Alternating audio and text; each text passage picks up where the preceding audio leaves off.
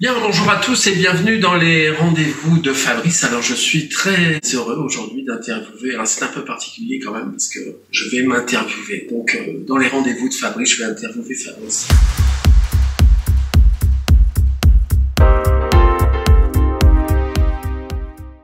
Alors, c'est pas que je suis totalement égocentré, c'est juste qu'on m'a proposé l'idée, j'ai trouvé ça marrant et sympathique, donc je vais le faire, je vais essayer de le faire. Ça fera un peu de psychothérapie, mais en même temps, vous me connaîtrez peut-être un peu mieux. Donc, bonjour Fabrice, je suis ravi de t'accueillir, ça me fait bizarre de parler de moi, enfin de me parler à moi. Tu peux nous raconter un petit peu ta vie professionnelle, etc., ce que tu fais Ouais, salut Fabrice, écoute, oui, c'est très bizarre de me faire interviewer par toi, parce qu'on se connaît relativement bien, mais pas tant que ça, parce qu'on cherche quand même beaucoup à savoir qui on est, tous les deux. Ce que je fais dans la vie, je suis propriétaire d'un club de tennis, je viens du monde du tennis, je suis professeur de tennis.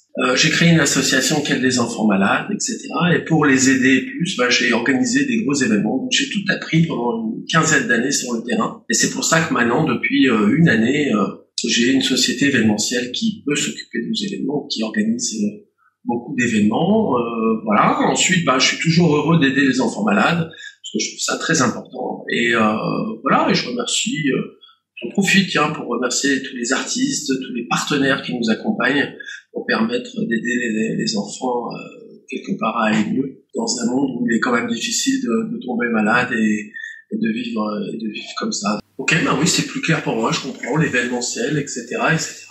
Est-ce que tu peux me dire ce qui te fait vibrer dans la vie, voilà, parce que c'est bien, tu aides des enfants malades, tu organises des grands événements, tu gères un club de tennis, tu es propriétaire d'un club de tennis, mais qu'est-ce qui te fait vraiment vibrer dans la vie? Donc j'aime bien cette question, Fabrice. Alors c'est très bizarre de ne pas s'en parler. J'ai l'impression de ce qui me fait vibrer dans la vie. Je pense que c'est de permettre à des gens de se rencontrer et par la même occasion moi de rencontrer des gens. Donc je dis souvent, lire un livre c'est bien, mais rencontrer l'écrivain c'est peut-être mieux.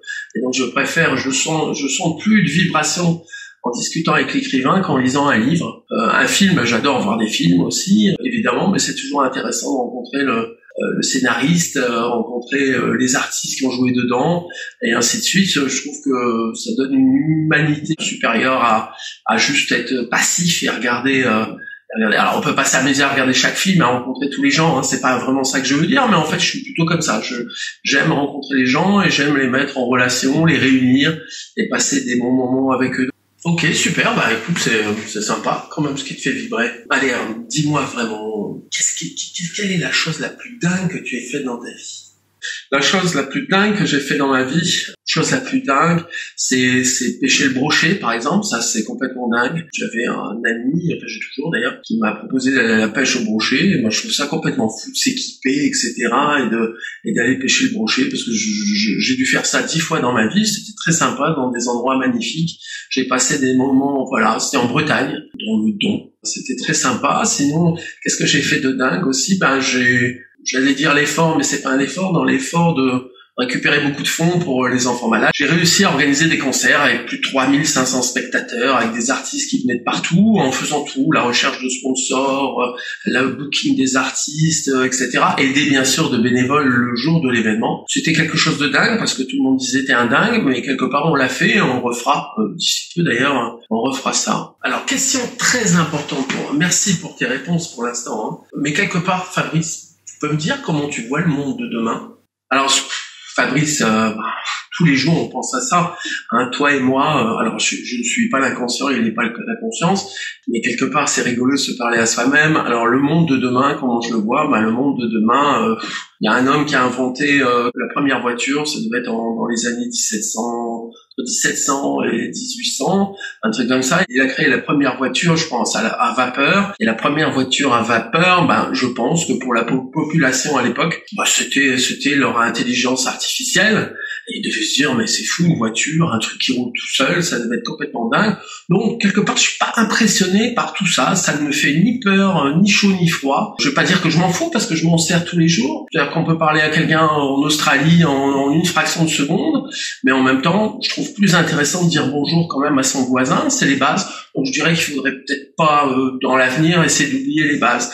Et ensuite le monde de demain, un ami d'ailleurs que j'ai interviewé, Paul de Sulitzer, qui disait qu'on est dans Orange Mécanique. C'est vrai que parfois quand tu regardes les images des médias, on se rend compte que en effet un délinquant qui tabasse une dame âgée, etc. Non, je veux dire, on doit rester quand même digne et respecter des règles même de base. Bonjour, au revoir, merci, je respecte certaines personnes. Des voleurs, il y en a toujours eu, mais voler, tabasser une dame âgée ou un homme âgé, etc. Non, ça je ne serai jamais d'accord. Pour le reste, il y a des avocats pour ça. Donc le monde de demain, moi je le vois plutôt satisfaisant. Je vois pas de problématiques plus qu'au Moyen-Âge. Et je vous souhaite à tous d'ailleurs d'avoir un monde de demain formidable. Et déjà, l'important est peut-être de vivre au présent, comme les bouddhistes le disent, c'est le moment présent qui est important, le passé n'existe pas, le futur non plus, donc quelque part au présent, je suis ravi d'être avec vous, de passer ce moment avec vous, et voilà, je vous souhaite beaucoup de bonheur au présent, déjà ça sera bien, avec un algorithme, ou plein d'algorithmes qui vous surveillent, ou qui vous regardent, mais en tous les cas, on n'a plus la voiture à vapeur, mais on a une voiture électrique, est-ce que ça change quelque chose? Encore une fois, je ne pense pas. Ah ok, toi tu le vois comme ça, écoute... Moi aussi. Voilà, et quels sont tes projets proches là? Qu'est-ce que tu organises? Qu'est-ce que tu fais? Tu peux nous raconter?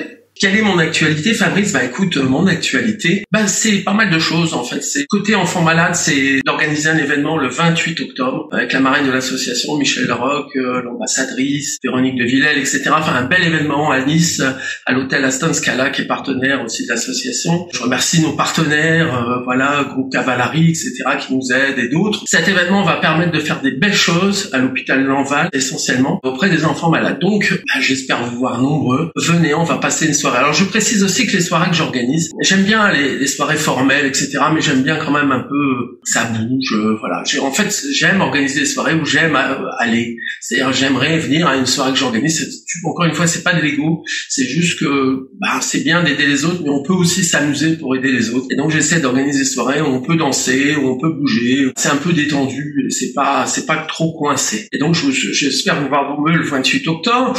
Ensuite des projets. En fait, c'est changer un peu d'image aussi, je vous dis les choses comme elles sont, changer un peu d'image, c'est-à-dire que j'ai une image tennis, et donc pour organiser des événements, vous avez parfois l'image tennis à me dire oui mais je comprends pas, t'es dans le tennis, tu peux m'organiser un concert de quelqu'un dans mon jardin, et non, je peux le faire aussi, et donc voilà, donc écoute Fabrice, c'est super d'être interviewé par toi, mais c'est très gênant, parce que encore une fois, je ne sais pas qui est la conscience et quelle est la part d'inconscience dans ce qu'on dit, mais c'est moi qui vais finir cette interview, étonnamment. Fabrice, je ne vais pas te donner la parole, je vais la prendre. C'est chouette de retrouver Fabrice, donc retrouvez-moi dans les interviews de Fabrice, dans les rendez-vous de Fabrice, et j'espère qu'on passera des bons moments événementiels ensemble, et surtout pensez toujours que être en forme est un privilège.